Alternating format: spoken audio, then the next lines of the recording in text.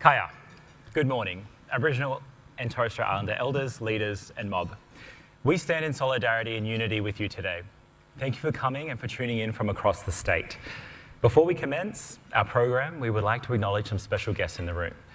Uncle Richard Walley, OAM, Uncle Ben Taylor, Uncle Farley Garlett, Uncle Albert McNamara, Uncle Noel Nanup, Auntie Liz Hayden, Auntie Marie Taylor, Auntie Frida Ogilvie, Auntie Cheryl Phillips, Auntie Glennis Yaron, apologies, Auntie Millie Penny, AM, and Uncle Fred Penny, Auntie Colleen Haywood, and Auntie Irene Stainton, along with the many other Aboriginal leaders and community members with us here today.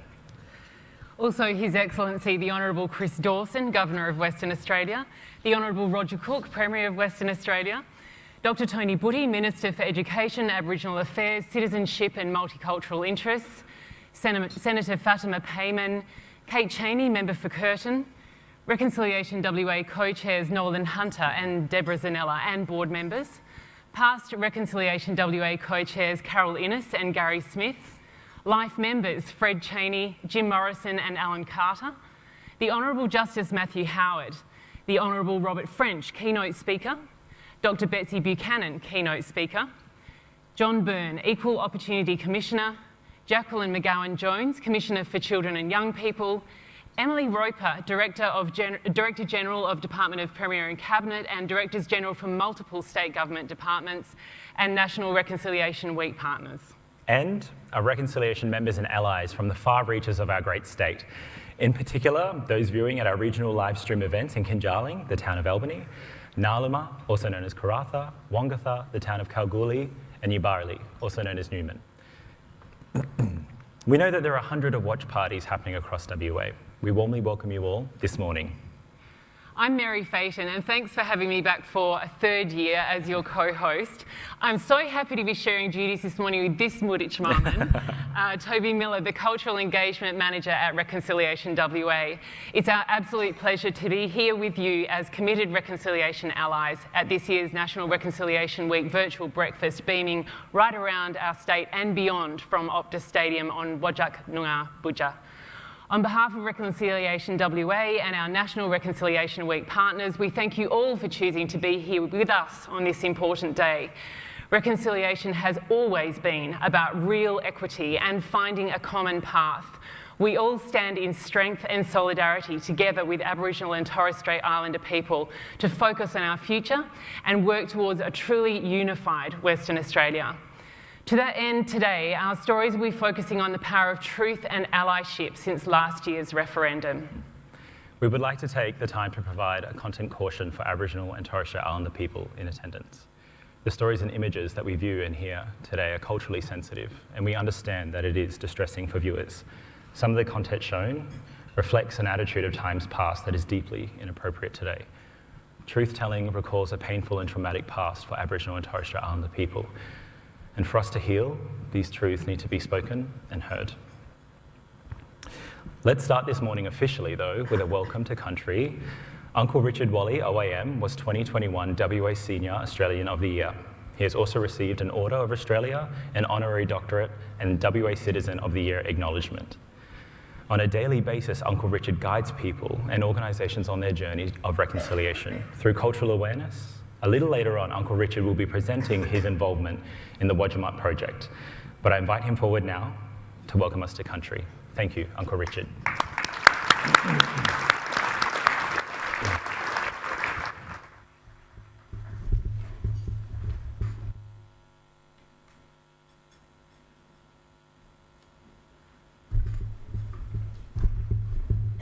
Kuop Kerala, ngara Europe yanang nanakayawa.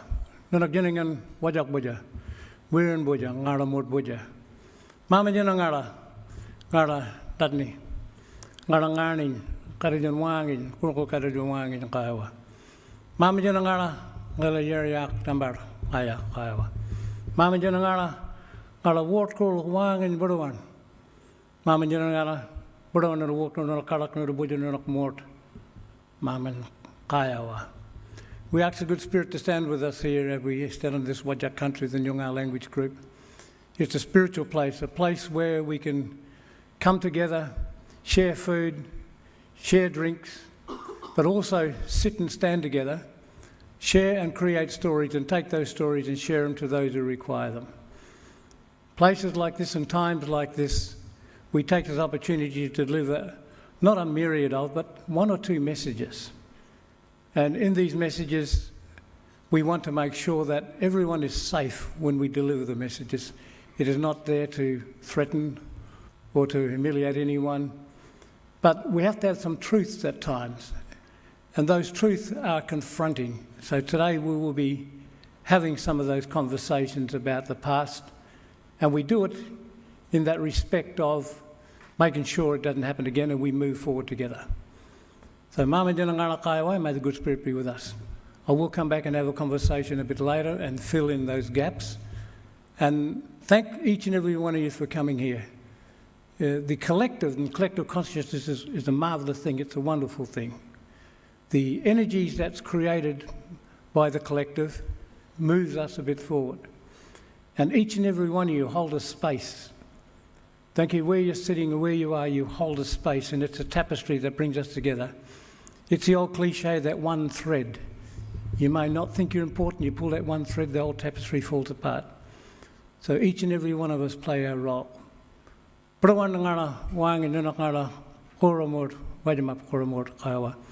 I'll speak to you later a bit about the Wadjemup project.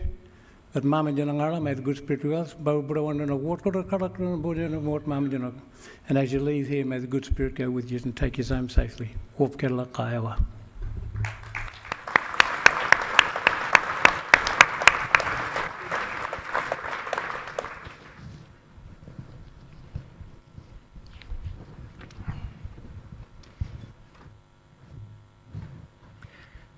Thank you, Uncle Richard, so much for such a sincere welcome this morning.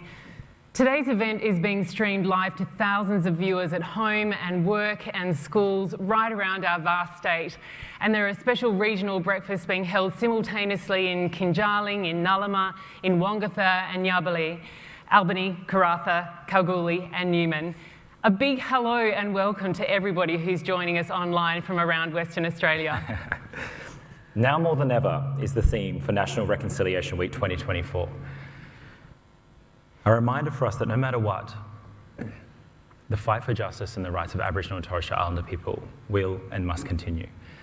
Now more than ever, we have to continue to walk together in the spirit of reconciliation. Reconciliation supporters must stand up to defend and uphold the rights of First Nations peoples, to call out racism wherever we encounter it, and to actively reinforce the voices of Aboriginal and Torres Strait Islander people. Now more than ever, a focus on truth-telling. Where we find truth in our history and hopefully a path to treaty, we must also continue to tackle and dismantle racism. However, to do this, we must find human connection built on respect. And through the theme this year, it's a genuine call for change through action. Now more than ever, we need reconciliation. We have some important stories to share with you this morning, and with two very experienced advocates. You'll be hearing from Robert French, AC, and Betsy Buchanan, OAM, whose unwavering commitment to social justice and community service is guidance for all of us.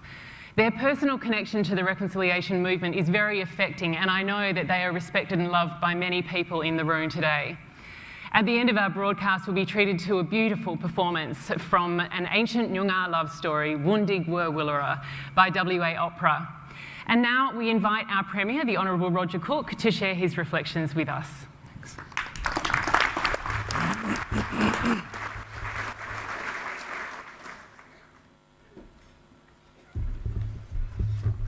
Kaya, good morning. Thank you very much for the opportunity to be with you today.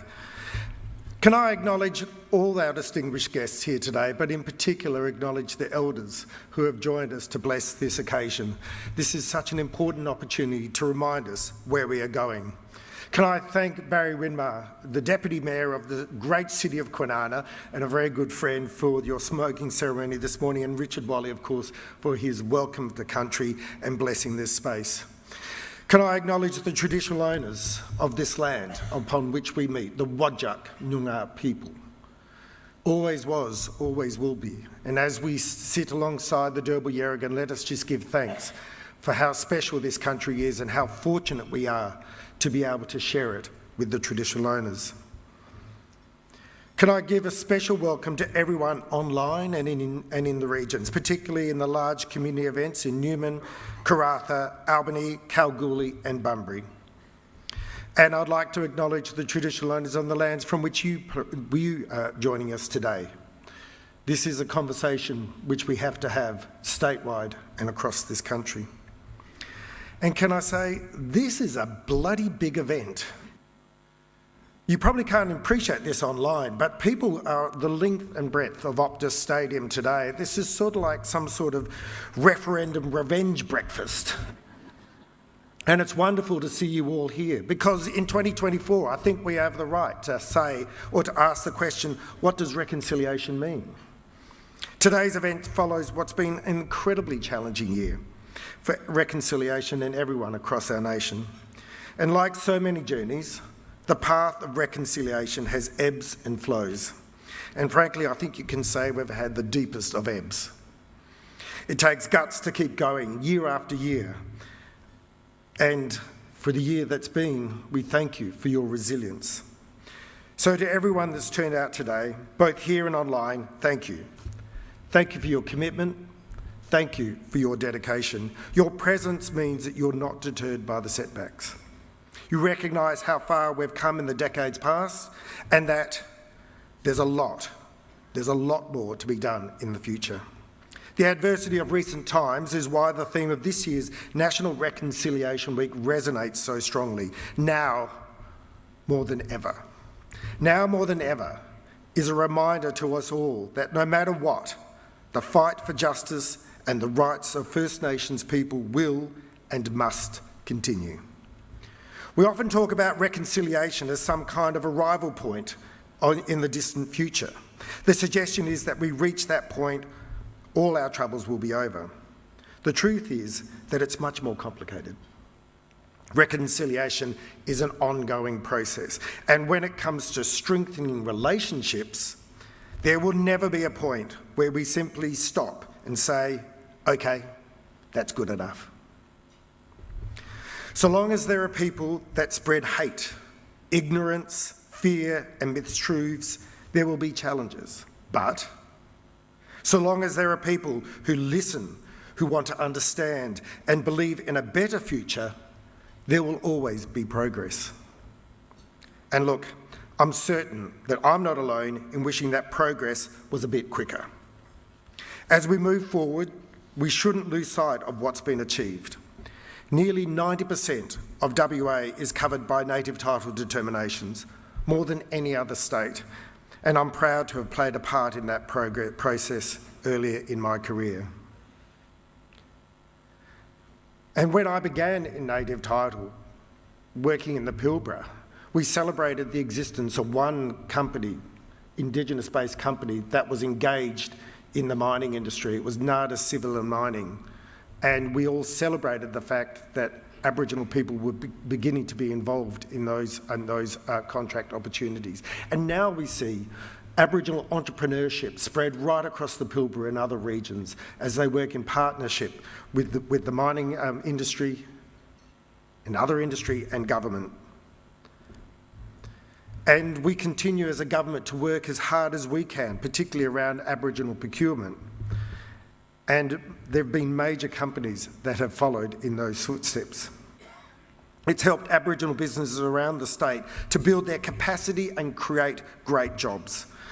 The Fitzroy River Bridge Reconstruction Project is a great case in point, where you saw government, industry and the Aboriginal community working hand in hand to deliver a major piece of infrastructure 10 months ahead of time and under budget. It's why our response to that successful project was to say, let's build another bridge. And we are, the Channel Bridge crossing, which will be another opportunity to continue to grow industry, grow jobs and change lives in that particular region. And of course, funds are on the table and planning is underway for an Aboriginal cultural centre along the Derbarl-Yerrigan in the heart of our city. And once complete, it will raise the profile of every Aboriginal culture across WA. And bit by bit, we're improving services to remote communities following years of disinvestment by Conservative governments. That means fixing up housing, infrastructure, power and water across hundreds of communities. Even bringing the Department of Transport to these remote places so that people can get their driver's licences and IDs. I'm also optimistic that we can all benefit by working with First Nations people and the government to continue to work on a path of agreement making. My vision is for a mosaic of strategic agreements with sovereign communities forging a way forward as we sit down and negotiate a way forward for each community, regardless of their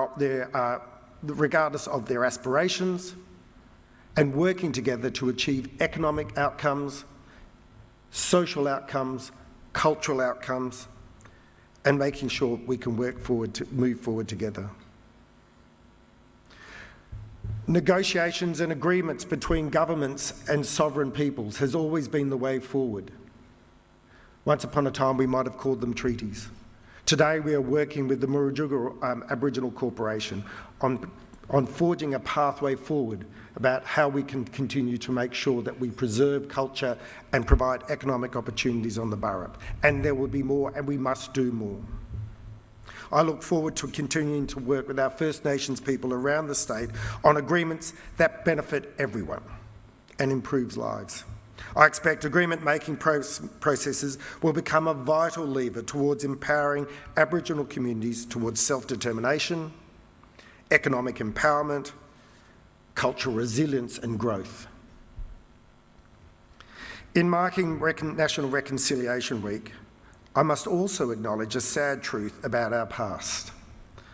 The forced removal of Aboriginal children from their families, their country and their culture is without doubt one of the most shameful chapters of WA history. While the policies are buried, trauma and pain live on. And I say to those affected, my government will work hard to meet the needs and address the challenges faced by survivors of the stolen generations. We commit ourselves to truth-telling and to support healing.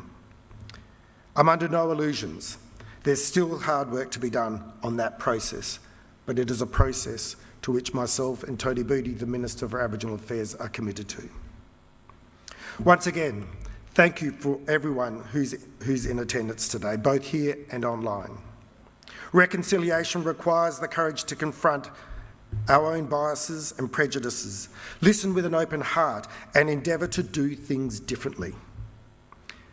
It's engaging in truth-telling, honest dialogue and commitment. Even when it's uncomfortable, we must be working together to find common ground. It's recognising that truth lies not in division, but in unity.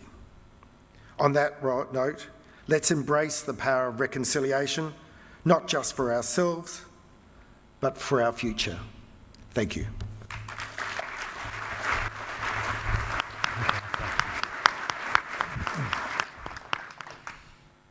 Thank you, Premier.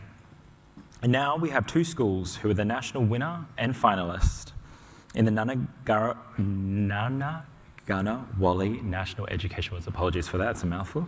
So please enjoy their stories.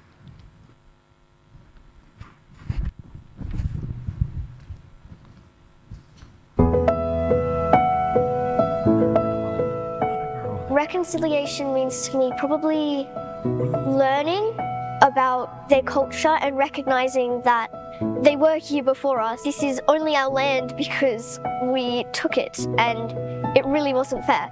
Our school started as Spirit of Play Community School, so as we started to grow into a school, it felt that that name didn't quite show who we were. We just did a huge community consultation with our families to start with, and Kwoorabup, obviously we're located just on the Kwoorabup River. That felt perfect, and we consulted with 6 elders that we have relationships with, and I think they felt really acknowledged in that process as well, that their culture was really important to our school community. And reconciliation to our school is really about developing a mindset mindset in our children. The way that we really do that through relationships and building authentic relationships with and Noongar community through our Noongar elders and Noongar educators. With our school coming from a place of Indigenous perspectives just being embedded in our complete identity as a school, it's woven right through. Reconciliation, it's about the balance. And so what Mum and Dad did for us is that they taught us the balance of two cultures, and we had those emerge. Dad used to say to us, you have no rights until you have responsibility. Our mum, on the other hand, said, never ever forget where you come from. And when she used to say things like, this is your country, that wasn't about possession. It was about responsibility. We've just recently joined a place-based reconciliation group for the Great Southern region and taking a leadership role in getting all the schools together to form a network and share resources and really understand what it is that the Noongar community here want to see for reconciliation. That reconciliation action plan has come on top of a highly embedded program. So what that's then given us is a focus group of people who are passionate about connection and taking those next steps and really formalising what's very much in place.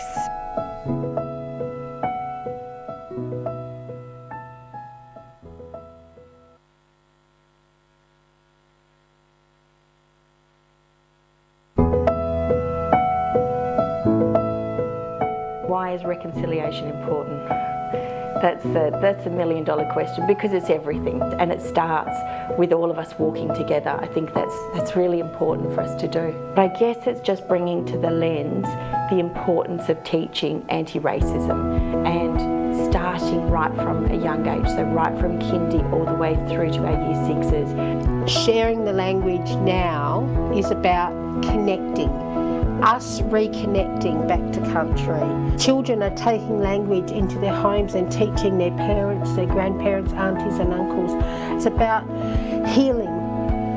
And healing to me is through language.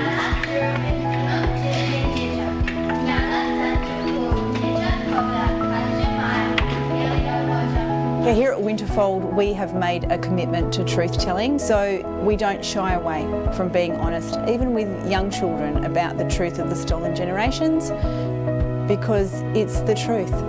I am a Wadjemup. I cannot teach Noongar. I'm privileged to learn Noongar with the blessing of my Noongar language teacher and with the support of the Aboriginal parents on the Reconciliation Committee. I share what I learn. I like to frame it that we're learning together. Cultural awareness is the first step to, I guess, breaking that barrier of reconciliation. There's one teacher here that she can't exactly teach it because she's not Aboriginal, but she can share.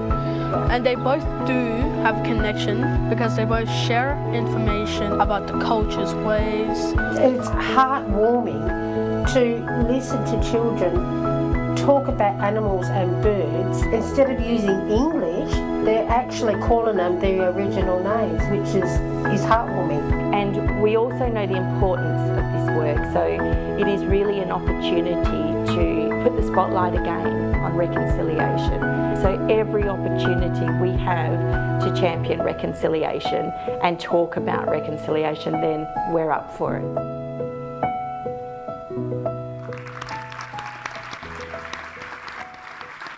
It's so uplifting to see what wonderful work our next generation is doing, and I think the Premier is right in saying it takes guts to keep going.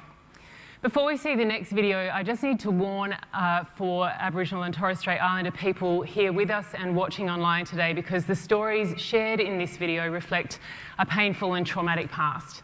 And a reminder that there is support available at any time. Just make yourself known to staff and they'll direct you to the sensory quiet space that's just down the hallway.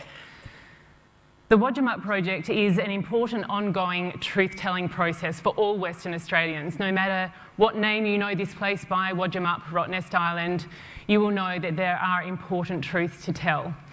In a moment, Uncle Richard Walley will come up and speak about the project, but first we have a short video to introduce the work.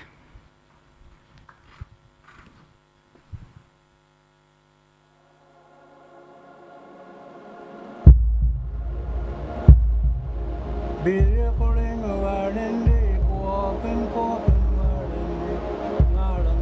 Wadjemup, or Rottnest Island, is sacred to Aboriginal people. For almost 100 years between 1838 and 1931, Wadjemup was a prison for at least 3,670 Aboriginal men and boys.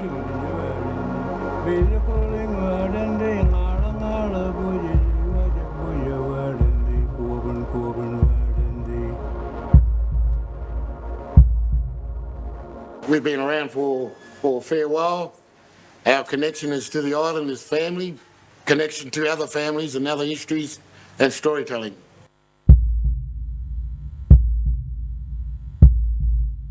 Many of the men in prison were leaders, warriors, and lawmen of their tribal homelands. They were transported in chains across vast lands and areas of Western Australia. They had no idea what awaited them. Most were imprisoned at the Quad, which in the 20th century became a holiday resort for tourists. More than 370 men never made it off the island and are now buried in unmarked graves on the island.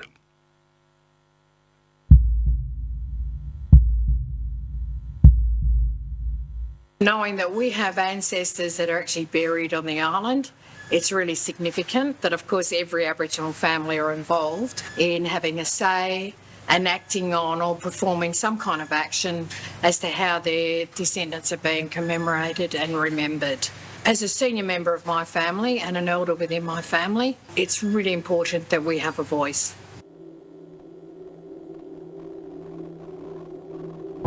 Today, as I stand here in the sacred place, at this place behind me is where they brought them in. The boats arrived here at 2 or 3 o'clock in the morning. There was no jetty. They walked in water, freezing, into this place here, this cell. And in the morning, some were alive and some were dead. They were brought here to suffer from the long way, Boorloo, Kimberley country, southwest, Murchison. They were trapped down here, and they still are, laying under this ground. They should do something about it. More told to tourists. Plaques put up there to say what happened here. There's hundreds of people that are dead here, Aboriginal people. If we're going to get reconciliation for my people, these fellows standing behind them, we've got to let them know, all the tourists that come across here, that what this is really about.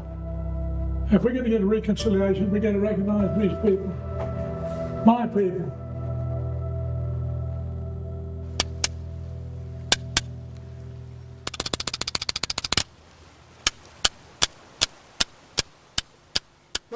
All those non-Aboriginal people, those Wadjemup people, this is truth-telling.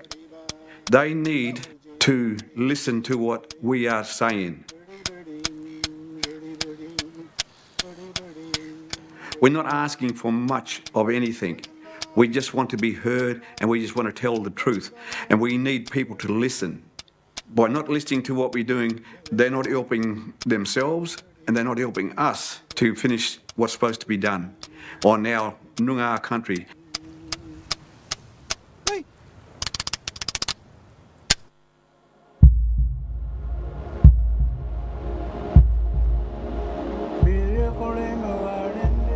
What we've got to remember is that we never went nowhere in this country. We always was here and we're always going to be here. It's about listening and coming together for the future of our younger generation. And that's including non-Aboriginal people too.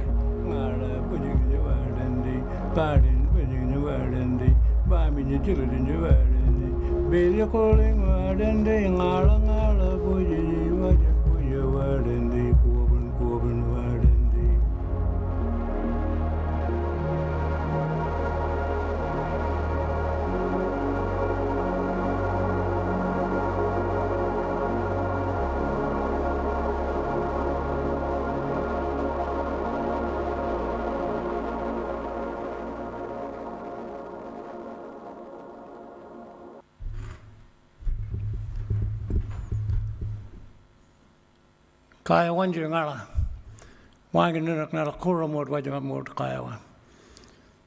The truth-telling conversation that I mentioned at the welcome was to prepare us for some confrontational dialogue about the truth. Wadjemup has many histories. It's got this link to a past that is one of the treasures of the world.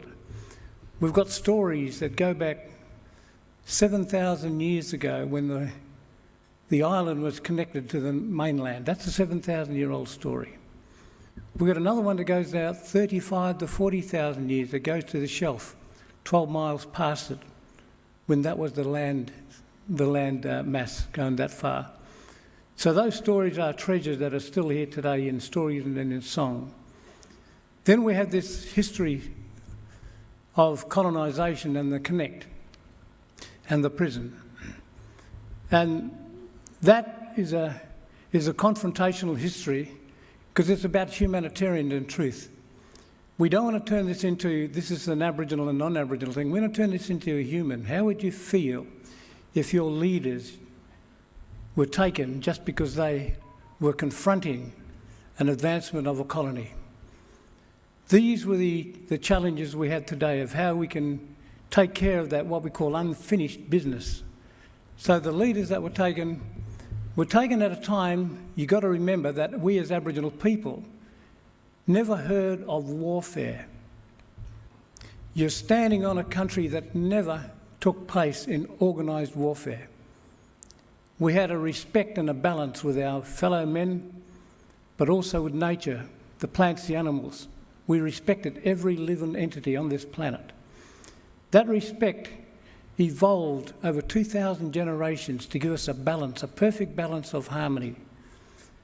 And that was then shattered by a group that came across that had conflict and confrontation over a great number of years. So a couple of us got together after the Wadjemup group of people said, let's do something about it. Spoke with a fellow like Farley Garlett, Herbert Brofo, Neville Collard. We said, we got the support of the other Wadjemup men, and you can see the photo, there's a lot. We have to do something. And under this leadership that we can do, we wanted the government to work in partnership with us to facilitate and help this happen. And that's the project.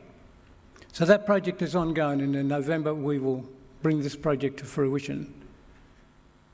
The confrontation that we have is how do we bring the state together?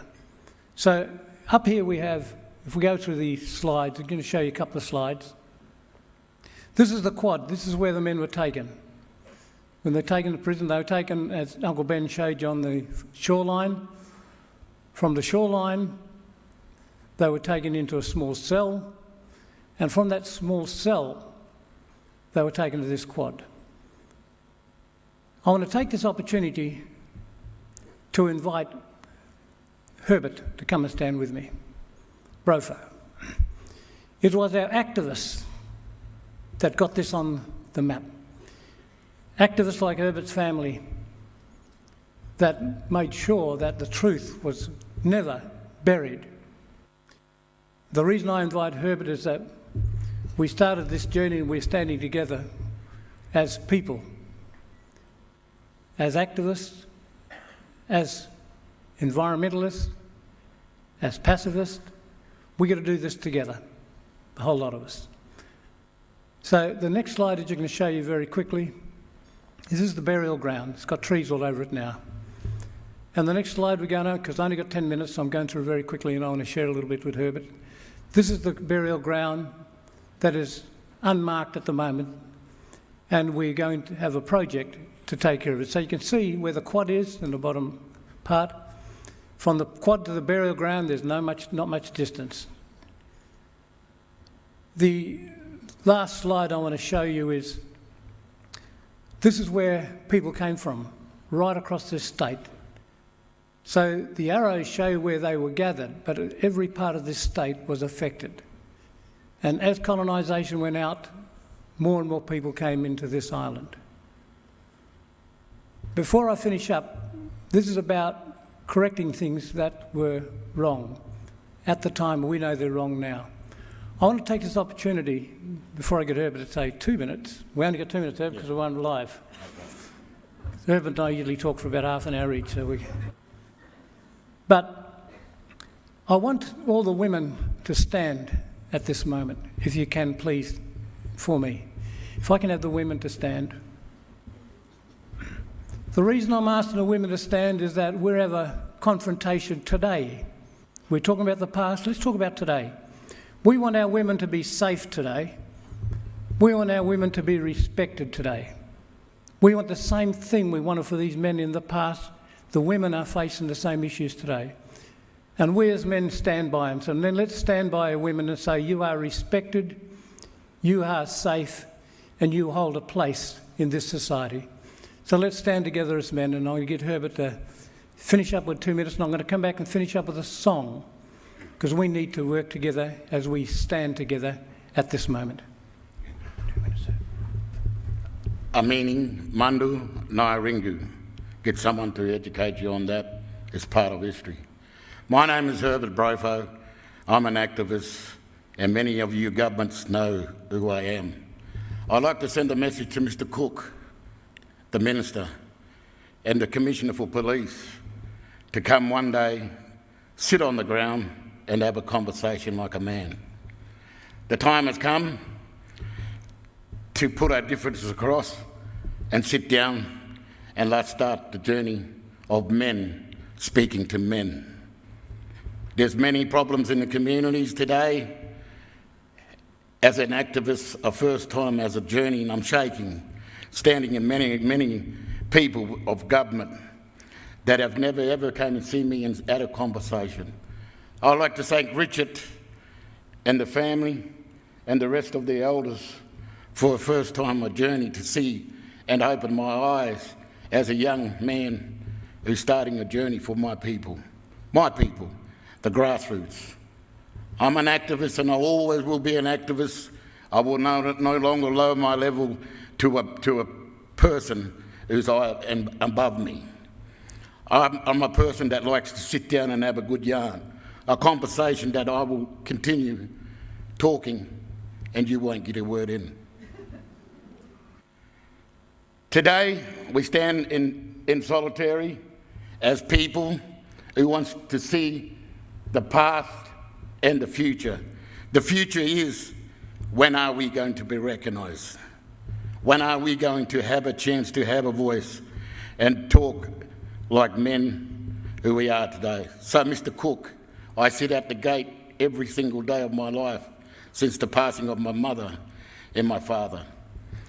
Be a man, come and see me, I'll light a fire and we'll sit down and have a good conversation. Even the Commissioner of Police, be a man. I have a lot of your constables come down to my fireplace and sit and talk like men.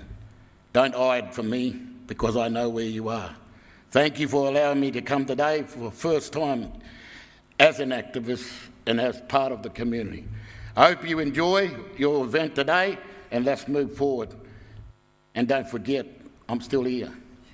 Thank you.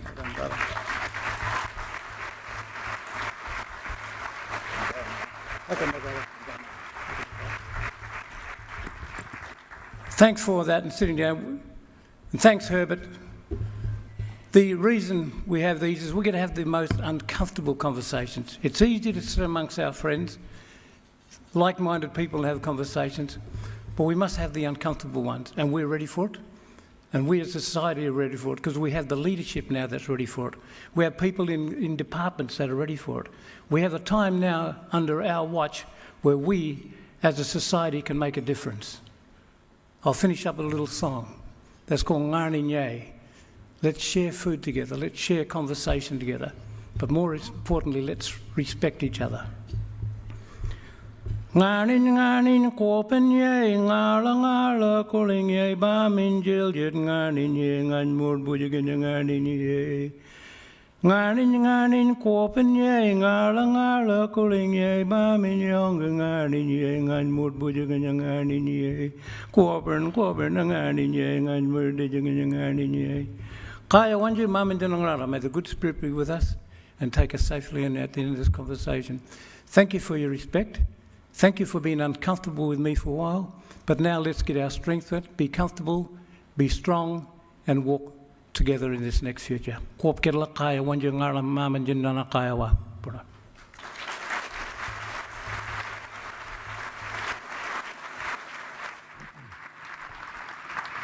you, Uncle Richard and Herbert, for your powerful words today and for all the work you and the other elders are doing. We fully support seeing the Wadjemup project, in which formal acknowledgement, memorialisation and reconciliation can be achieved. We now invite newly appointed Reconciliation WA co-chairs, Nolan Hunter and Debra Zanella, to share their thoughts on the importance and future of reconciliation, the movement, post-referendum. Welcome, Nolan and Debra.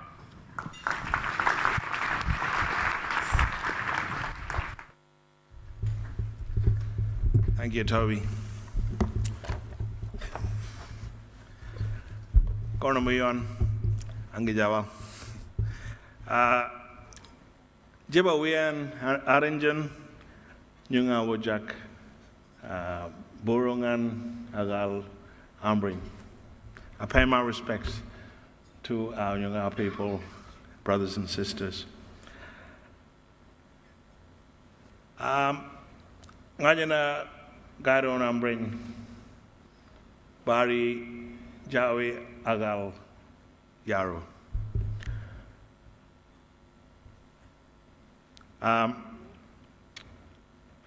Jiba Gorna Liam. I have to think really hard about Bari words because you don't speak it every day, but I do appreciate that language is an important part of our culture. I acknowledge I'm privileged also to be on Nyunga Wajak country living here. So I'm up in the hills in Mundaring. As the head of engagement of the Uluru Dialogue campaign previously, I just need to reflect on the impact of the 23 year had on Aboriginal and Torres Strait Islander people. And shared thoughts on the referendum and the strengths of advocacy through the ages, so that, since 1901, since the Federation, asked the question around the consistency of our ask, going right back in history, about matters that affect us. We talk about truth-telling, but our ask has come from history. Uluru wasn't new. It simply reaffirmed the ask from our people going right back in history.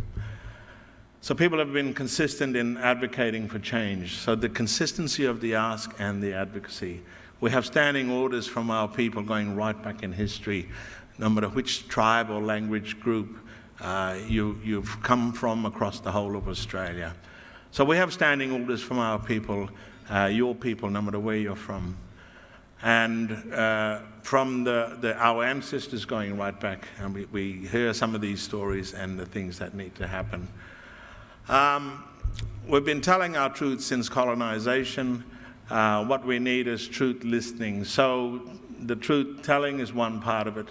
For people to understand our past so they can use their learnings, as Uncle Richard said, to have the context and strengthen our future and understand what the issues are. So countries all over the world, this is not new, have done this. We've got models across Australia, across the globe, South Africa, Canada, New Zealand, and other places, Germany, etc. All are stronger for it. Our social and economic determinants, those things that you look at to talk about where our people sit in Australia at this level across the country compared to non-Indigenous Australians. Still has a lot to be done and outcomes that still need to be pursued. So it talks about the fact that in this country today, our people are still in dire straits that we need to, I think about it like our people being in the trenches and everybody, Indigenous and non-Indigenous, being in the trenches, trying to, do the work that's important and plugging the holes and I talk about putting out the individual fires, but the greater strategy is about going after the fire starter. This is what the referendum was about.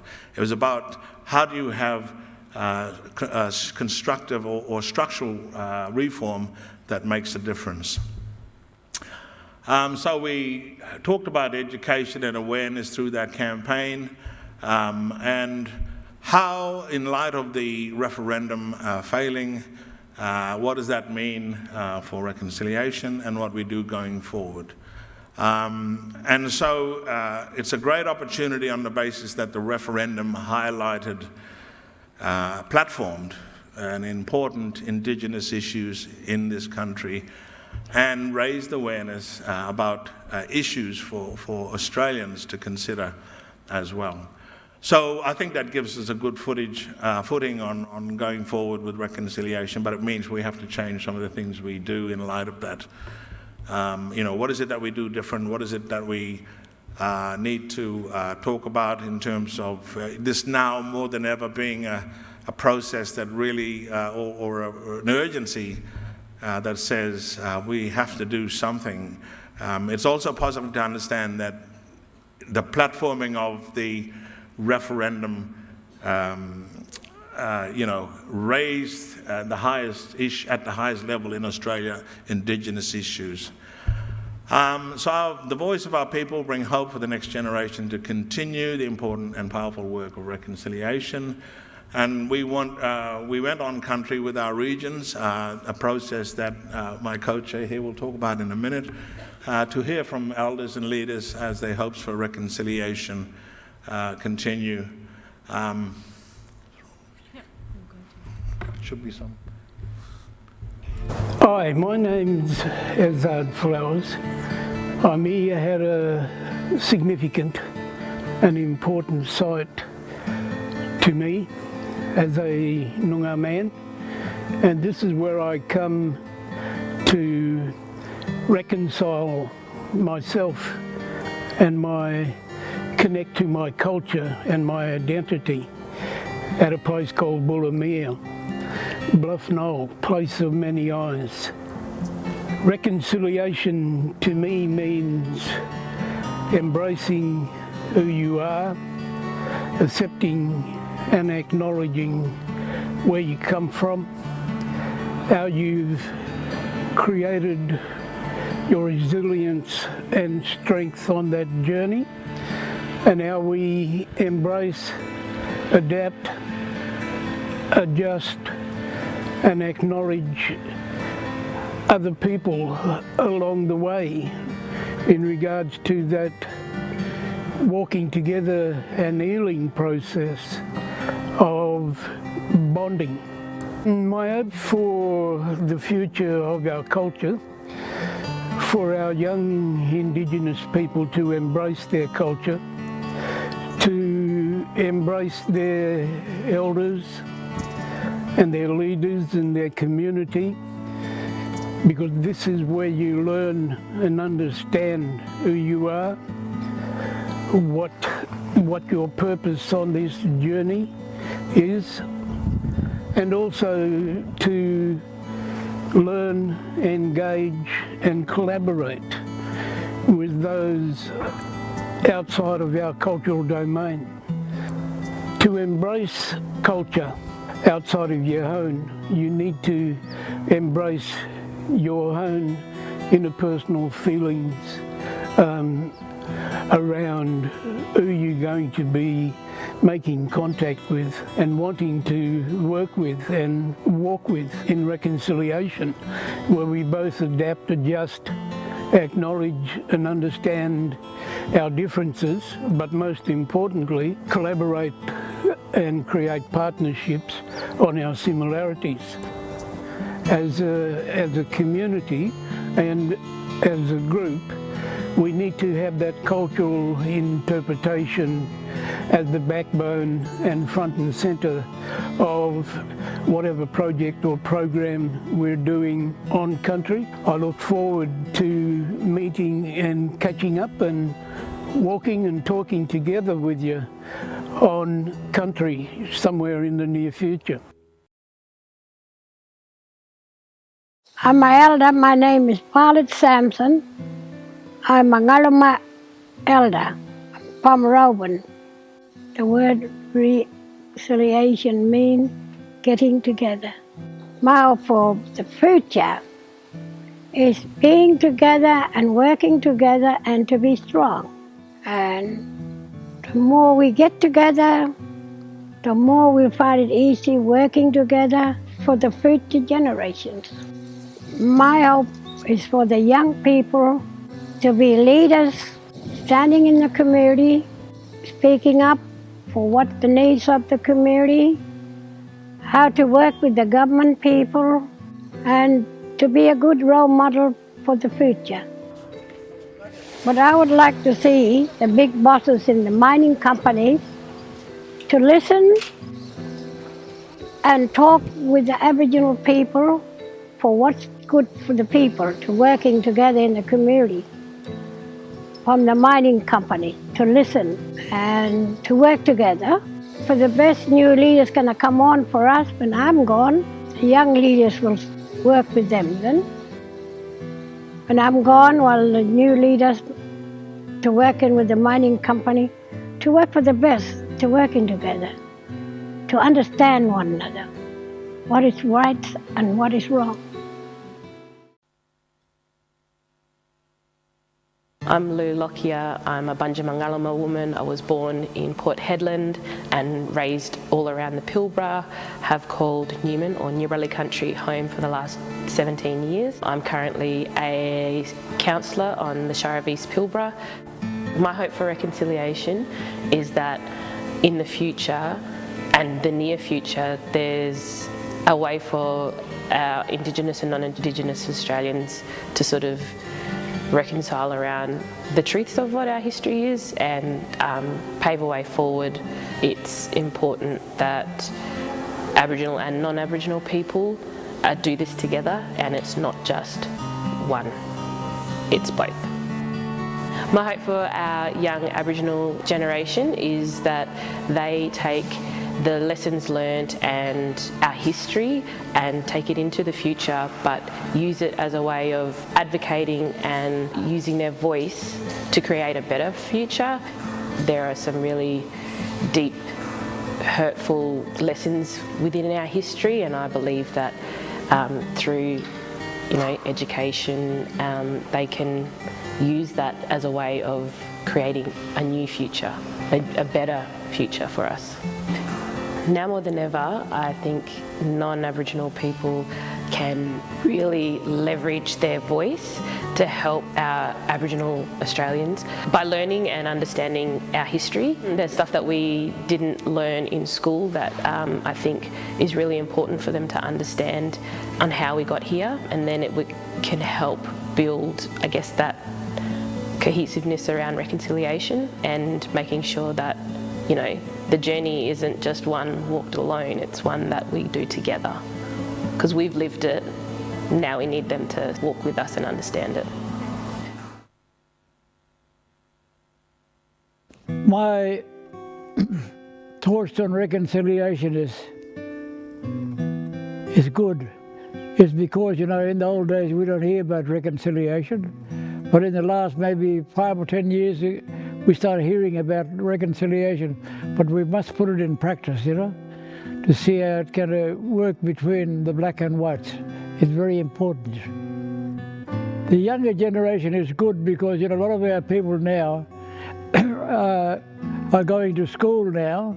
Even here at Currawing, where I stay, a lot of our Aboriginal people now singing in language and they're talking language, which is good, which never happened in the past, But it's all happening there, and it's good that our Aboriginal people are losing their culture, It's very important that we still got that. And although we're moving along in reconciliation, never lose your culture, your language and things like that is very important, It's very important is communicating, talking to each other, getting to know each other, and welcome them and talk to them and tell them how long you've been here and things like that. Start talking and get them up and going, because a lot of our people are frightened to talk to each other. But face to face, you need to start talking and asking questions and things like that. We're very suspicious people, we Aboriginal people. We ask another Aboriginal person, where you come from, who's your mob? But the white people, non-Aboriginal people don't do that. They're very curious, frightened to talk to one another, amongst themselves. But it's important that welcome to the country is very important too in life, is to make sure that you can get people settled down when they come into Australia, make them settle down and talk to them, and build up a good relationship for the future,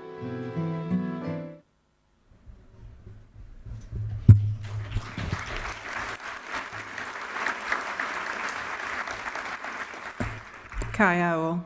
What powerful and poignant stories shared by elders and leaders around this state. Thank you. It's wonderful to have so many regions join us for this breakfast. Welcome again to everyone here and those that are joining us online. Thank you to Nolan for your continued leadership over many years, your generosity of spirit and guidance to me and in the car this morning as a very new co-chair in such an important space at this time in our nation, and it is an honour to serve with you as co-chair. I'd like to acknowledge immediate past chairs, the wonderful Carol Innes and Gary Smith, and thank them for their commitment and service over the years to reconciliation. Today is a testament to your work, Carol and Gary, and we extend our thanks and gratitude to you both. I'd like to thank the Board of Reconciliation WA members who are here today and those who've travelled to the regions to participate.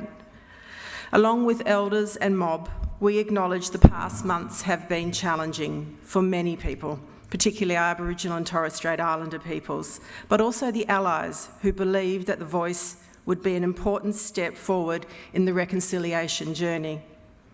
As Nolan rightly reminds me, 6 million people in this country voted yes. We must and we will continue to galvanise the hearts and minds of Australians to ensure that constitutional recognition of First Peoples of this land occurs. As a Walley Bridia Yoga, whose parents came to this country from Italy post the Second World War, I would like to acknowledge the particular privilege and responsibility I have in accepting this co-chair role.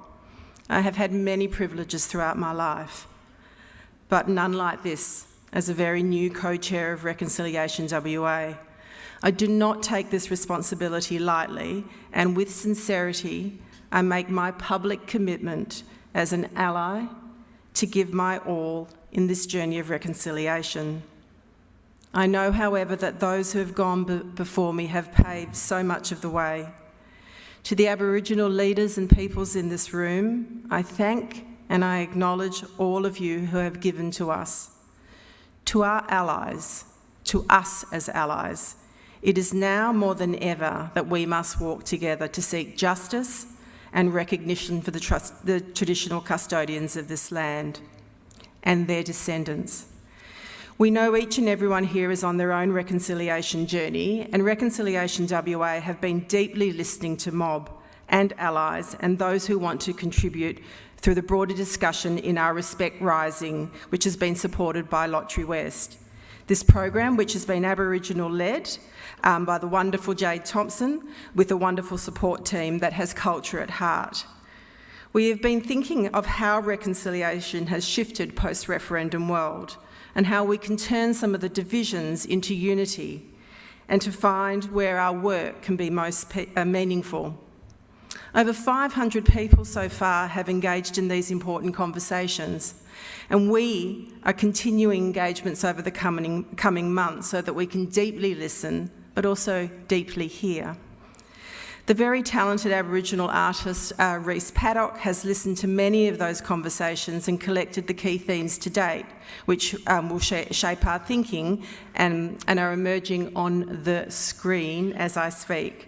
What we have heard from the collective voices that the priorities must be are education and advocacy, creating curiosity, economic drivers for change, transparency and accountability for action, respectful and informed relationships, supporting self-determination, truth-telling, and most importantly, truth healing, and healing through community connection. The continual thread through all of the discussions held so far has been one of walking together and one of unity. There will be more opportunities across the state to engage, and these will continue to inform the work of Reconciliation WA as we build our future strategy, having deeply listened to the voices from all around the state. And so in ending, I would like to thank everyone who has shared their thoughts to date and welcome others to continue to build the story. To my allies, to us as Wadjulas, the majority of the work of reconciliation must sit with us as non-Aboriginal people, as allies. We must learn, properly learn, to listen deeply with our head, but most importantly with our hearts, and be guided by Aboriginal people. We need to be powerful reconcilers and allies in both our personal world, but also our professional world. We collectively have much work to do, and we remain focused and committed to the journey ahead. It is vital that we think and that we fund for generational change. At Reconciliation WA, we are ready to do the work alongside our 500 members committed to this forward momentum. It is time for unity, it is time for respect, but most importantly, it is time for action. Thank you for joining us today, and in particular, thanks to all our partners who've made this morning possible. Thank you.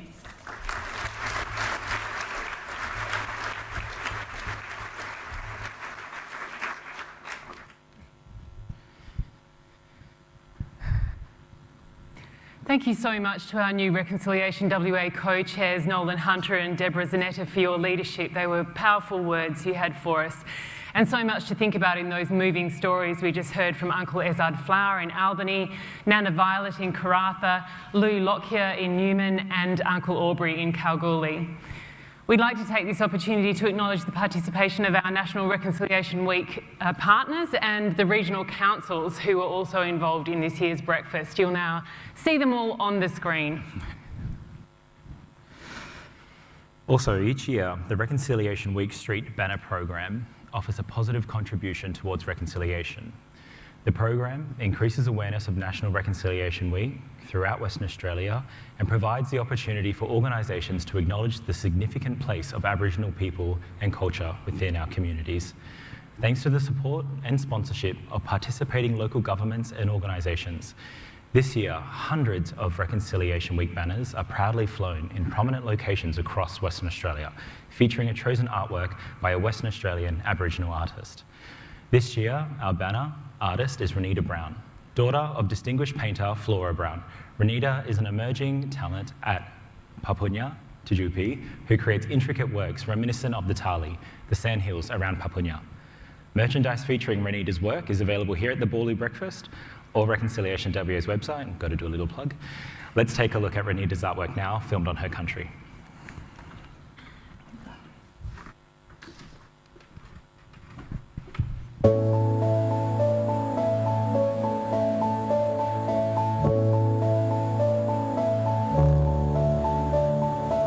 Ngayelo ini Renita Brown. Ngayelo pipiri ngaringo pupanyila. Anak Robin pupanya. Ngayelo grandmother Mbayalbe. And ngayelo nyakobe ma grandmother. And paseron ngayo mama ko. And ngayo mama ngaynyal binyintino. Palo angkang nyuntul ko nyintere. Palang jako cukur bangaten. Mena. Mena tesir. Kapi bala ja tapu e porang abala arinya. Iya. Like tinna balo, like mikai. Anda so enel be na mina. Iya. Ora bala mina. Enne. Iya, min ma ko cukur ba mina.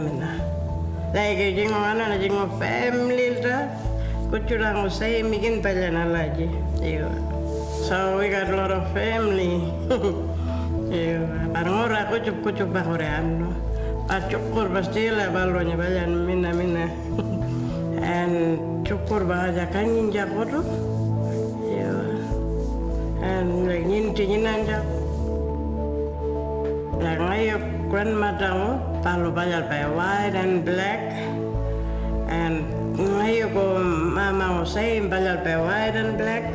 Ayo lala jero bayal be walayo katang kalbi kulle no kuchu balbi na bayal like different style albi and kwari I'm making that campus kwari ayo loncoring ani like pinda bala jenya kanin jakuro panyarawang ko bayal kun jako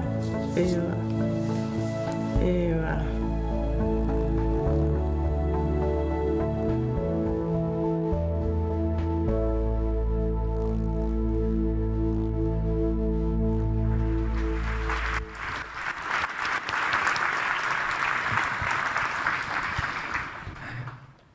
After last year's referendum, many have reflected on their role in the journey of reconciliation and how we can shift the focus to unity rather than the division that was generated during that period. Reconciliation WA champions that every Australian can make a difference on this journey, and it is our, excuse me, Wadjelas, or non-Aboriginal brothers and sisters, who can help take on and complete the work. We can all play our part during National Reconciliation Week. We ask everyone to think deeply about the impact that you have through your work, your community, and your family life, to find a way to meaningfully contribute to reconciliation. Thank you, Toby. In the spirit of our theme, Now More Than Ever, we now turn our attention to the work of allies and the responsibilities of allies. And I'm joined today by two very special guests who've had long journeys supporting reconciliation. Betsy Buchanan, OAM, grew up surrounded by the care and love of Noongars, and in return has worked voluntarily for 50 years to improve the lives of Aboriginal people. In the early 1970s, she worked as a graduate lawyer in the Crown Solicitor's Office before choosing to volunteer as a legal and social welfare advocate. Betsy established the state's first community law centre in 1976, working on a range of cases. Now, there are 30 such centres in Western Australia. Betsy volunteers at the Day Dawn Centre, the Day Dawn Advocacy Centre, which has been offering legal and welfare assistance for Aboriginal people since 2010. Betsy received the NAIDOC Non-Indigenous Award in 2000 and was awarded an honorary doctorate in 2006. She was inducted into the WA Women's Hall of Fame in 2017. Robert French, AC, has been Chancellor of the University of Western Australia since 2017 and was a judge of the Federal Court of Australia from 1986 until his appointment as 12th Chief Justice of the High Court of Australia, a position he held from 2008 to 2017. Robert was an aspiring politician when his work in advocacy began in 1969, becoming involved with the group that would form the Aboriginal Legal Service, of which he was founding chair. Soon after that, he was involved in a campaign against racism in sport and later became the inaugural president of the National Native Title Tribunal, where he served from 1994 to 1998. Robert also served as chair of the Polly Farmer Foundation from 2018 to 2022. Would you please join me in welcoming Betsy Buchanan and Robert French.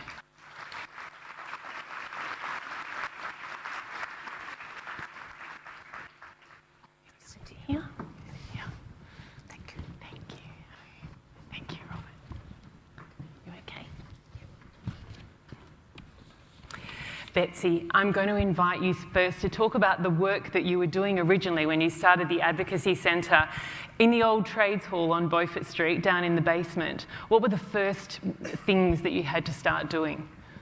Well, we were right next door to Beaufort Park, and that was just full of First Nations people who were homeless and who had lost their children, and a lot of them had come to Perth to try and find their children because their children's names had been changed. And when I walked onto that park, I was so heartbroken because there were people who'd brought me up as a child, who'd loved and cared for me, who'd protected me when I needed their protection, who'd told me their beautiful stories, who'd fought overseas in wars, who built up the whole agricultural industry, including the farms of my family, which they made very prosperous by their amazing skills. And there they were on this park, broken-hearted because these beautiful mothers to me had had their own children removed. And I felt so devastated when I saw them. I thought they will never accept me now after what we've done to them.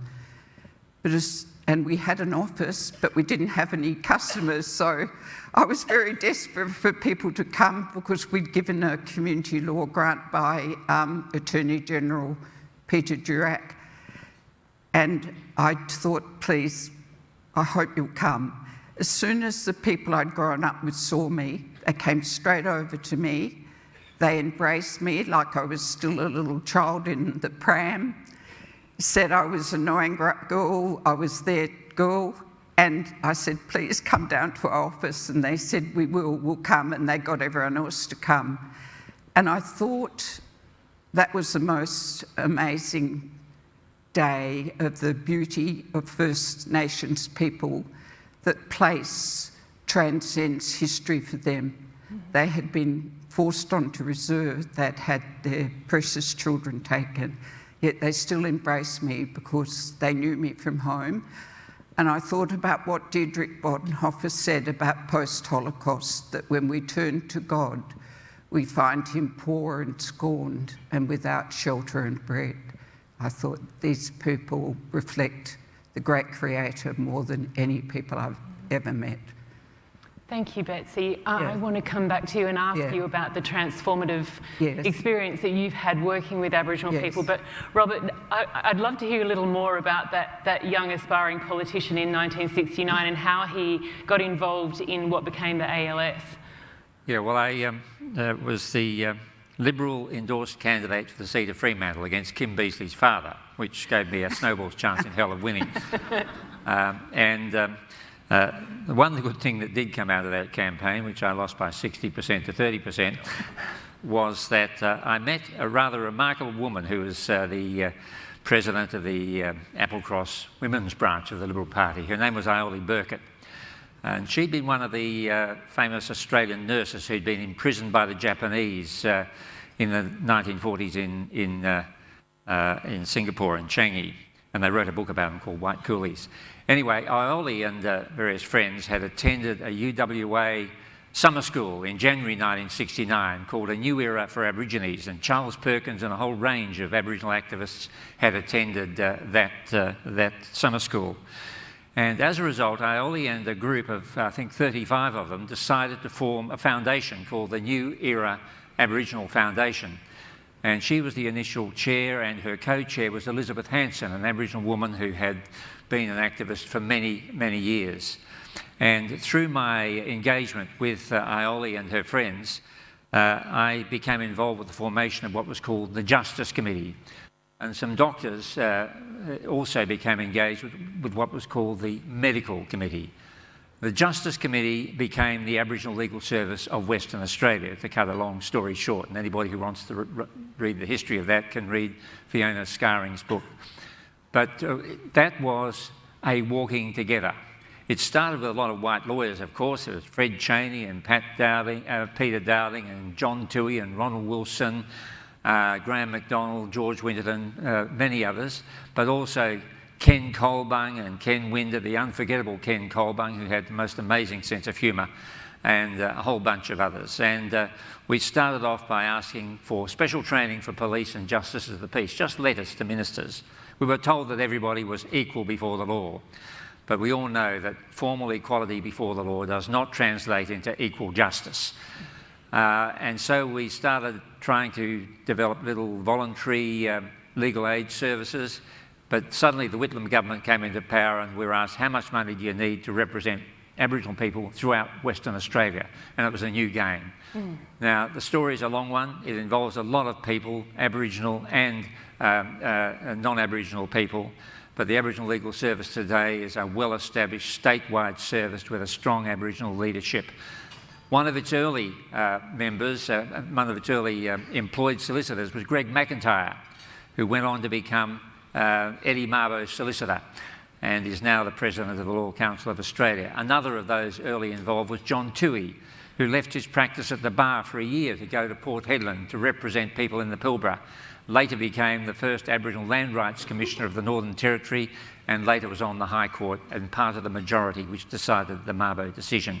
So there's a remarkable history, starting with those people who attended a summer school in 1969. Amazing, thank you. And I want to come back and ask you about your reflections on progress, but Betsy, you've talked about the experience of working with Aboriginal people being transformative, not just for you, but for everyone who is involved in that kind of work.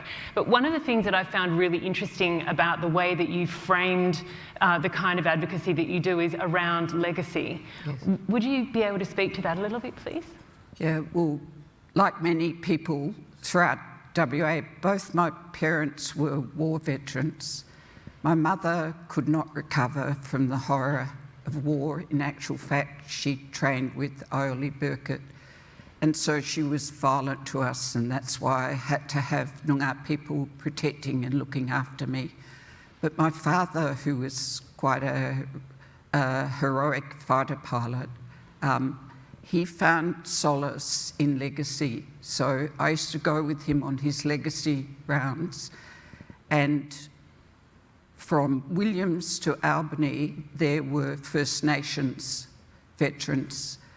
So we had there were First Nation veterans on the legacy rounds. And I was very struck with legacy, the way it has a profound sense of obligation in doing that work, but it also has a very strong sense of voluntary service. So legacy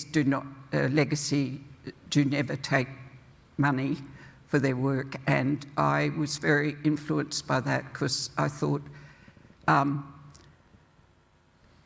we owe these people a huge obligation because they kept our farms going during the war. A lot of them fought alongside my father in the Middle East. They fought in the First World War. They built up the whole agricultural industry, and they forgave someone like me who they'd cared for and told me their stories to comfort me for having their own children removed. So I felt a profound sense of obligation to them. I know I wouldn't have survived the violence in my childhood from my mother without them. And they were such wonderful caregivers. Like, they'd take me out of the line of fire without confronting. They'd tell me these beautiful stories which have comforted me my whole life. And I felt we all owe them such an amazing debt for their brilliant, extraordinary culture, didgeridoo, their brilliant painting which reflects the face of God, and their absolutely outstanding cosmology that can transcend violence, bitterness, and reach out and love you as one of them, and calling me their girl. Because I felt I didn't have a mother, that made me feel so beautiful that they called it me our girl, and that made me feel, well, I had mothers. Thank you, Betsy. Thank you so much for sharing that. Robert, we heard the Premier say that he knew he was not alone in wanting things to go quicker, but I think it's really valuable for you to reflect back on the decades of advocacy and your work with Aboriginal people to see what progress has been made. Well, Fred Chaney once remarked to me that if you want to get a sense of progress, you have to look back 30 years every time, because the changes are generational. And I think the greatest change I've observed came through my involvement with native title, with the Native Title Tribunal, which I was president of from 1994 to 1998. And that was the first time that Aboriginal people were coming to the table with rights as distinct from seeking grace and favour, and that required a big psychological shift on the part of a whole lot of people who had to deal with them. In my first involvement with the Native Title Tribunal, I remember going to Broome and being educated in the correct approach to Aboriginal connection to country by Pat Dodson and Peter Yu, and my legalistic approach of trying to slice and dice into rights and interests was pushed to one side, and I had to learn a new approach. And this is what this sort of walking together motto sort of reflects, I think, that kind of partnership. And Dodson was an incredible leader in bringing together his own community, setting up The Rubibi Working Group was a combination of Yaru, Kwoorabup and Jabba Jabba, who had divergent interests, but getting them to put a common face in dealing with non-Indigenous interests. Down the track, 1995, we brought together a conference in Darwin, and I was honoured to be able to organise that conference along with Pat Dodson and Pat Turner. And we were looking at developing models of agreements with industry and local authorities, pastoral, mining, etc., and state governments. And we coined a term, Indigenous Land Use Agreement, to describe the kind of agreement that we might make. Many years later, the Indigenous Land Use Agreement is in the Native Title Act. There are hundreds of them throughout Australia. There are 6 of them which underpin the Noongar land settlement, which is maybe the closest approach we have in Western Australia to something that looks like a kind of Southwest Treaty. And so I've seen major progress. I've also seen, I think, we all recognise a cultural shift over the last 20 or 30 years with just the simple business of welcomes to country and acknowledgement to country. I know they can sometimes seem formulaic, some people dismiss them, but really that repeated recognition of Indigenous relationship, First Peoples relationship to country by everybody is a major change since even 1994 when I started out with the Native Title Tribunal. Thank you. I want to conclude the conversation by asking each of you the same question, which is in the context of now more than ever. The theme for Reconciliation Week this year is about how you see the best way for the next generation of advocates to step forward. What do we need to be like? Well, I suppose, again, I'll tell a personal story. My husband supported me to work for nothing. When I lost him recently, the Noongar people reached out to me, although they have known so much bereavement, and I don't know how many funerals I've attended of people who are well under the age of 40, and that's right up until now. But they couldn't have been more loving, more comforting, and they said to me, try and visit his grave all the time because that will help you, so I followed their advice.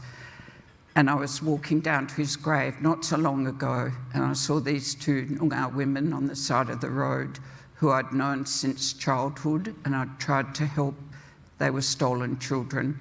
I'd tried to help their family get a house so they could be returned to their family, but they have wounds that just cannot be healed, as they have told me. And they were homeless and they had their trolley, but it had nothing in it because they'd been sleeping out the front of Hungry Jack's and they'd been moved on and all their possessions had been confiscated. I felt so sad when I saw them and I thought, I don't know if I can go on without the support of my husband. They seemed to read my mind and they pulled out of their jeans these 2 most beautiful, I forget what they're called now, like where you pray the rosary, but they were absolutely beautiful and they gave them both to me and I said, you can't give me both of them because you'll be left with nothing. And they said, no, you must take both because put one on your husband's grave from us because we know he cared about us, and put the other one from you so he'll know that you still care for him. And their loving kindness has comforted me every day. And I thought about what the famous poet Rilke said, that one space flows through all creatures equally in a world space. Oh, we that want to grow, the tree we see outside us is growing in us, the love we have had. And I think the love First Nations people have given me from childhood till now, when they have so much sorrow themselves, but they never don't have time to love you. And I think if we could only have that tree growing in us and take their love, which is so generously offered, I think it would transform our whole community. Thank you, Betsy. Robert, we have in 30 seconds your... Let me be brief. Thank you. Look, the voice was a sad moment, but it was just a moment. We need to look through the prism not of the problems, not just of the problems that need to be addressed together, but also the good things that can be done when things are done well. And there's a huge history of that. And what we've been hearing this morning, and as evidenced by the attendance at this breakfast, is that there is a huge ongoing momentum. And the people who've endured on this country for 65,000 years will survive the loss of the referendum. Please thank Betsy Buchanan and Robert French.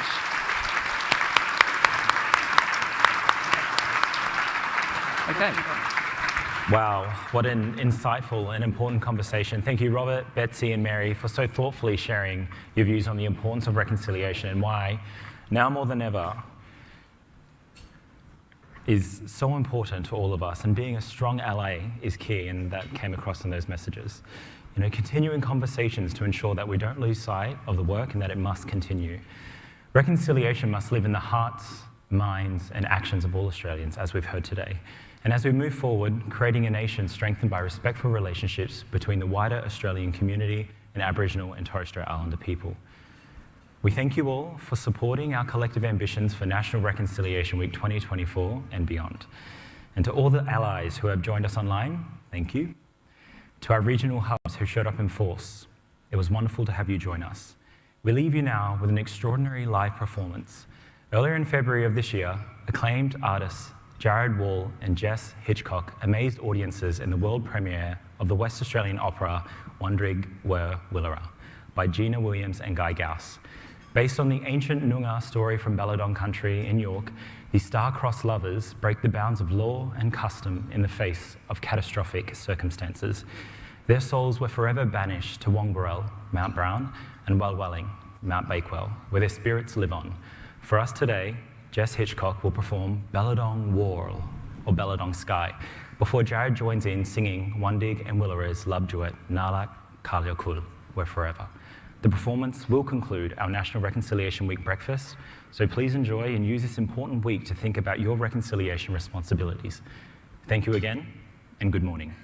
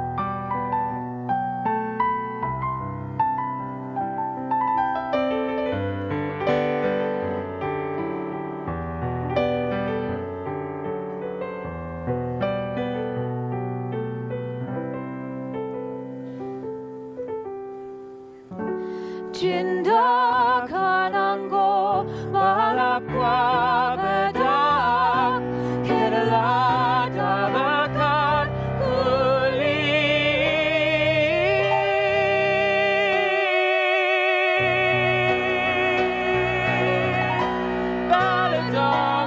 ira baladong ngajina baladong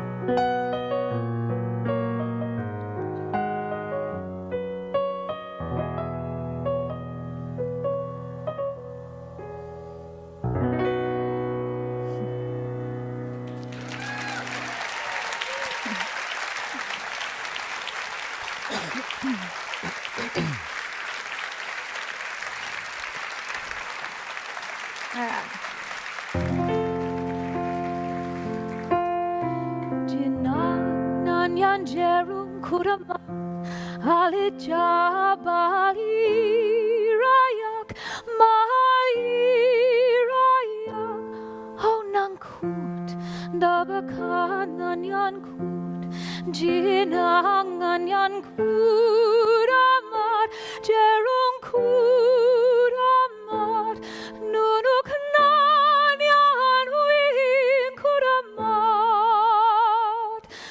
nanunuk kalyakukanin nunuk nan yan kuramat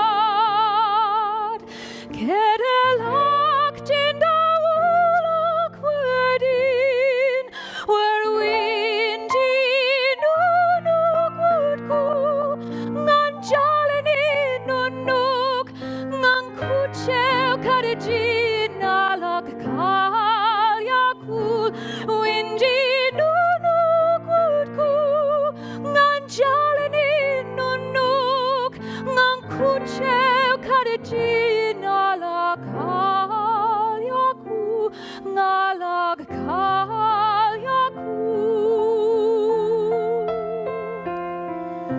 Jinangan yang irin koraman Ali bilyak baldanin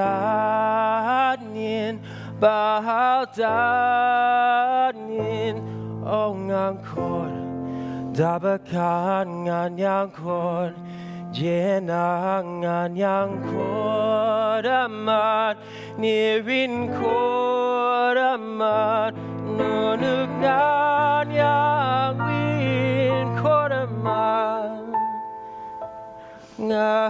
Nganunuk kayukukanyin Nunuk ngan yang koraman Kedelak cinta walak wadin Wawenji nunuk waku Ngan jalini nunuk Ngan kochel kadajin ngalakal yaku Wenji nunuk waku Ngan jalini nunuk Ngan kochel kadajin ngalakal yaku Ngalakal yaku Oh ngan yang kor You are Kadich Nachwara Nachkwabelich Oh ngan yang kor Nanyang kujel Nanyang kujel Kurak nono Nunuk nanyan wing kuramat Nganunuk kalyukukanyen Nunuk nanyan kudamat Kedelak cinta walak wadin Windy nunuk wudku ngan jalini nunuk ngan kuchew kadijin alak kalyaku Windy nunuk waku ngan jalini nunuk ngan kuchew kadijin alak kalyaku ngalak kalyaku